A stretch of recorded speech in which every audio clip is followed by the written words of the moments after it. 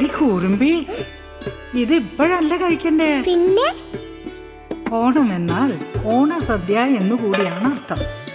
ശർക്കര ഉപ്പേരിയും കായ വറുത്തതും പുളിയിഞ്ചിയും മോലനും അവിയലും പപ്പടവും കൂട്ടി ഊണ് കഴിച്ചു തുടങ്ങുമ്പോഴേക്കും നല്ല മണമുള്ള രുചിയുള്ള കേമൻ സാമ്പാർ വരും.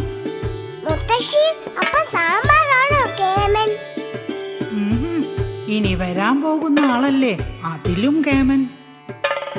ചൂടാക്കിയ പാലും അതിലേക്ക് നെയ്യും പിന്നെ വേവിച്ച അടയും ചേർത്തിളക്കി ഉണ്ടാക്കുന്ന നല്ല മധുരമുള്ള പാലട പായസം. സദ്യയുടെ അവസാനം ഇലയില് ആ പാലട പായസം ഒഴിച്ച് പഴവും കൂട്ടി ചേർത്ത് കഴിക്കണം.